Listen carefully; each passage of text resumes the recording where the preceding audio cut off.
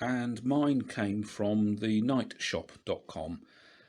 They're not that easy to find, and it arrived blunt, as quite clearly stated in our advert, so it has had a little bit of work on the bench grinder, and it certainly isn't blunt now.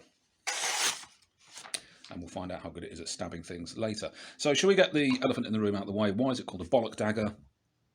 Do you really need to ask? Bollock was a sort of Germanic Anglo-Saxon word that originally meant testicles. And eventually these, became too crude. Anglo-Saxon terms like that were pretty much knocked out of place when the Normans invaded. And by the Victorian times, they were known as Bollock or kidney daggers. It's a shame, really, because this is probably the root of the expression giving somebody a bollocking, or gave a bollocking. You literally gave them your bollock, like that. And one of the earliest, actually, people think it's a rather crude term, one of the earliest uses of it was in a Bible in the 1300s.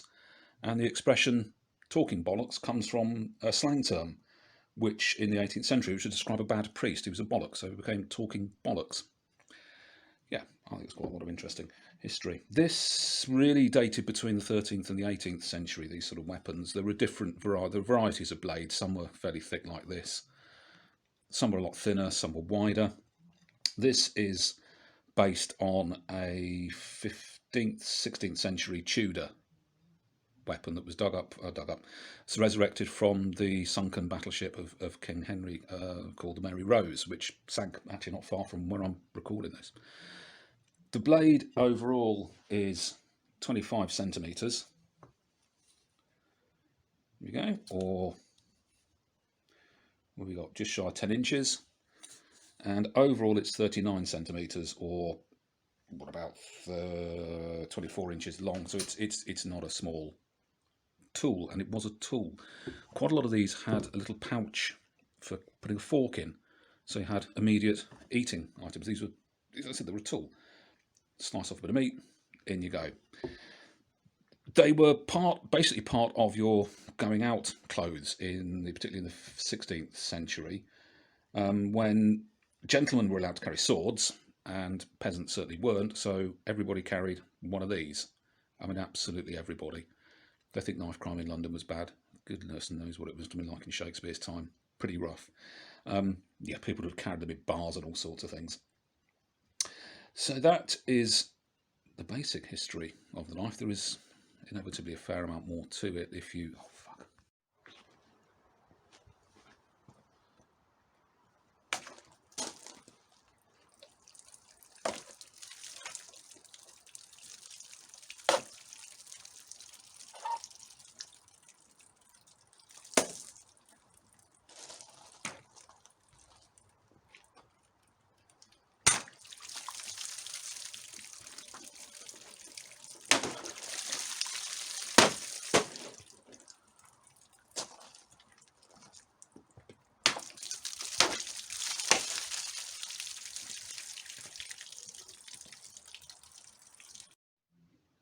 So these are largely unknown, forgotten about items, really.